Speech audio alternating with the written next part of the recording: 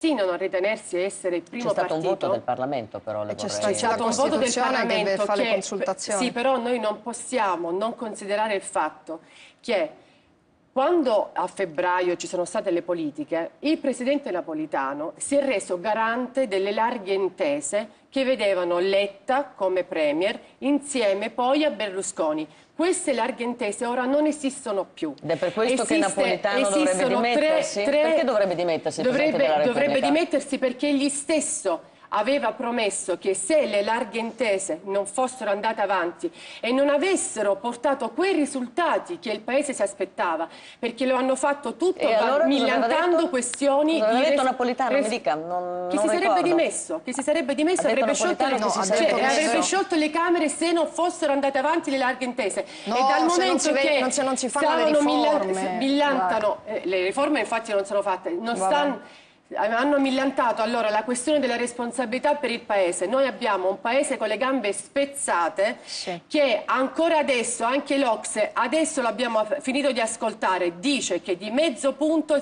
ci siamo contratti rispetto al primo trimestre del 2013. Anche la politica di Renzi, che non è diversa da quella di Letta, di quella di Monti, vediamo che sugli immobili noi invece che 20 miliardi come l'anno scorso ne pagheremo 26, è fallito. Posso ricevere anche una domanda? Grazie. No, io vorrei davvero che ci ricordassimo che stiamo parlando delle europee. Allora, rispetto alle europee, io credo che il Partito Democratico e il governo hanno un compito straordinario. Hanno il compito di presentarsi al Parlamento europeo, parlo evidentemente del Partito Democratico, come il maggior partito all'interno del gruppo parlamentare dei socialisti e democratici. Perché dico questo? Perché è molto importante avere il gruppo nazionale più numeroso all'interno di un gruppo così importante come quello dei socialisti e democratici. Questo ti permette di scegliere i dossier, ti permette di dettare l'agenda, ti permette di avere un rapporto diverso con la Commissione europea. Perché noi stiamo affrontando con questa velocità e con questa determinazione le riforme? Perché per fare questo abbiamo bisogno di spiegare agli italiani quanto sia importante partecipare all'Europa, ecco, per cambiarla profondamente. Però mi scusi Serracchiani, la interrompo un attimo solo per capire una cosa. Siccome Renzi, lo ha detto mille volte, sta mettendo la faccia su queste elezioni, in questo derby, come viene definito, diciamo, questa la sfida Grillo-Renzi, se ci dovesse essere il sorpasso del Movimento 5 Stelle, Renzi dovrebbe dimettersi? Ma guardi, io non lo credo. Io credo che in questo momento abbiamo un Presidente del Consiglio che sta pensando al Paese e sta portando avanti con fatica comunque delle riforme importanti che mai prima d'ora sono state impostate in questo Paese. Ma mi permetta anche un'altra considerazione. La lotta che stiamo facendo è per dare una speranza a questo Paese. Ora, l'ultimo trimestre, il primo trimestre del 2014 ha un segno negativo nel PIL. Il governo Renzi è lì dal 22 febbraio. Bene.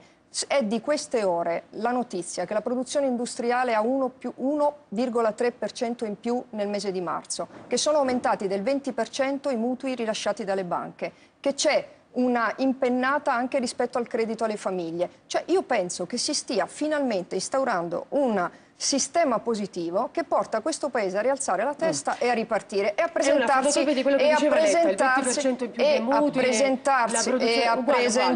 e vabbè, allora guardi, veramente questi non sono dati miei, sono dati dell'ABI, sono dati che sono stati dall'Istat, sono dei dati oggettivi. Non le sto dando dei numeri del Partito Democratico, le sto dando dei numeri oggettivi. Allora, posso concludere però, cioè mi interrompe sempre prima che riesco a finire un discorso, scusi, io adesso sa che sono una persona piuttosto calma e anche piuttosto... però non posso essere interrotta ogni volta prima di finire il mio discorso, perché se questa è la moderazione, allora io francamente preferisco davvero che tornino ad urlare, almeno così si capisce niente e siamo tranquilli.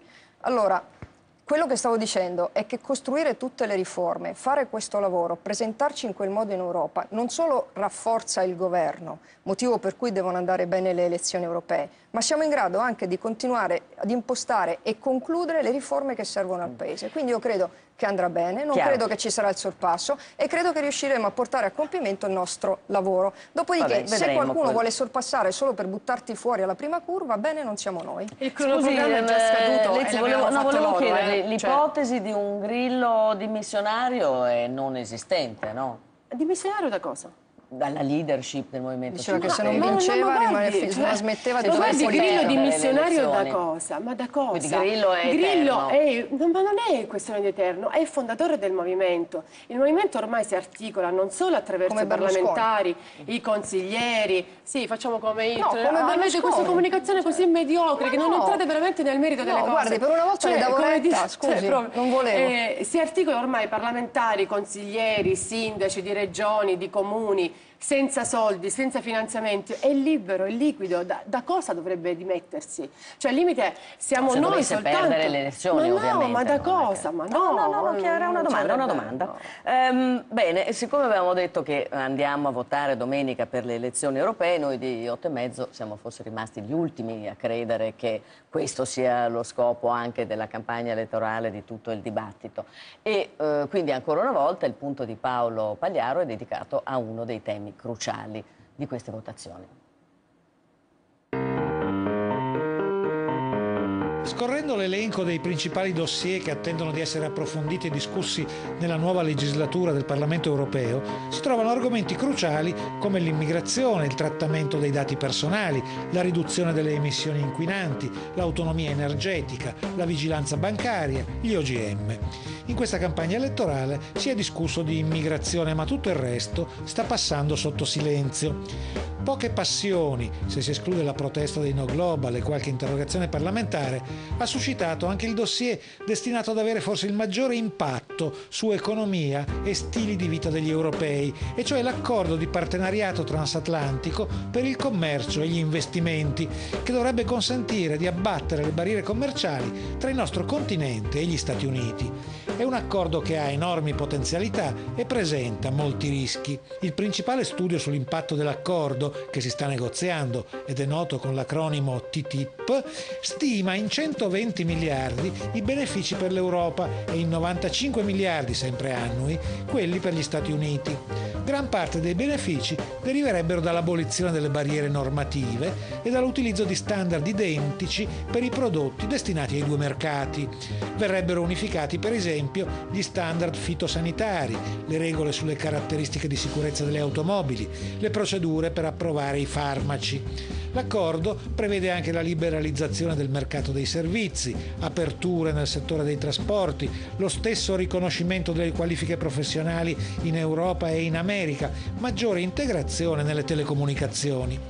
Per il Made in Italy, dall'agroalimentare alla meccanica, si aprirebbero nuove porte d'accesso al mercato gigantesco e ancora inesplorato degli Stati Uniti. Il rischio è che si indeboliscano riconoscibilità e tutele dei nostri prodotti e che possano essere uniformate al ribasso le norme che difendono salute, ambiente e lavoro. Temi concreti per una campagna elettorale che non c'è stata. Senatrice Lezzi, perché voi siete contrari a questo accordo di libero scambio tra Europa e Stati Uniti? Guardi, soprattutto per la questione ambientale che non viene, come si diceva molto puntualmente in questo servizio, si abbassa l'asticella, così come si diceva per quanto riguarda il lavoro. Il Partito Democratico è ormai solito fare questo, l'ha fatto anche con l'ultimo Job Act, abbassa l'asticella, così come mantenendo i dipendenti pubblici con il contratto fermo da oltre 5 anni. È chiaro che i diritti non vanno altro che abbassarsi e quindi si può dire abbastanza favorevole. Quello che poi tra l'altro noi contestiamo animatamente è la stessa cosa per cui io volevo prima dire alla Serracchiani. No, ma stavo parlando dell'accordo, sì, dell'accordo. Così come Stati hanno Uniti. sottoscritto il Fiscal Compact, ad esempio, e hanno recepito il pareggio di bilancio perché gliel'ha imposto l'Europa senza dire niente agli italiani. Perché di questo trattato non se ne parla bene nel merito in tutti i punti? Anche in Parlamento noi siamo stati costretti a fare un'interrogazione e poi presentare una mozione al Ministro perché ci venga a parlare di tutti i punti specificatamente, perché prima di andare a sottoscrivere trattati che poi ci inchiodano nelle maglie come sono quelli dell'Europa, c'è un dibattito che è in corso d'anni su questo trattato. Allora, Serracchiani, voi del Partito Democratico siete a favore invece? Beh, intanto c'è un punto fondamentale. Per poter fare questo accordo bisogna essere in Europa ed è fondamentale perché abbiamo visto quanto sia stato importante, ad esempio per i prodotti di qualità italiani, aver concluso tra Unione Europea e il Canada un accordo simile che per esempio ci ha permesso di tutelare e proteggere alcuni prodotti italiani, penso all'Italian Sounding.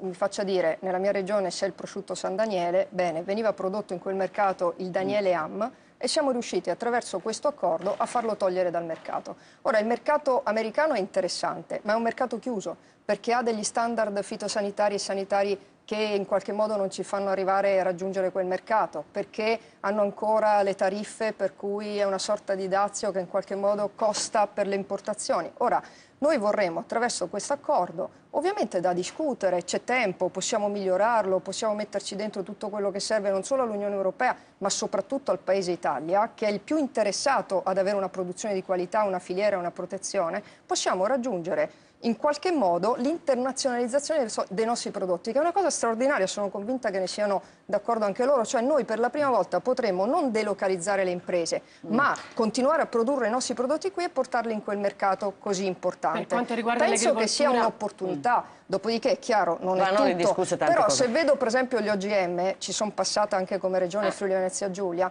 noi abbiamo assolutamente rispettato le normative comunitarie, siamo la prima regione che è assolutamente libera dagli OGM perché abbiamo fatto il regolamento di coesistenza che in qualche modo impedisce la coltivazione, stiamo andando nella direzione giusta. Per fare tutto questo però bisogna stare dentro l'Europa perché tirarsene fuori diventa un problema.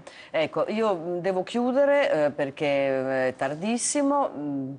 Sarà un terreno di discussione comune, questo immagino, anche perché è un accordo troppo importante non solo per l'Italia. Grazie senatrice Lezzi, grazie Deborah Serracchiani, grazie spettatrici e spettatori.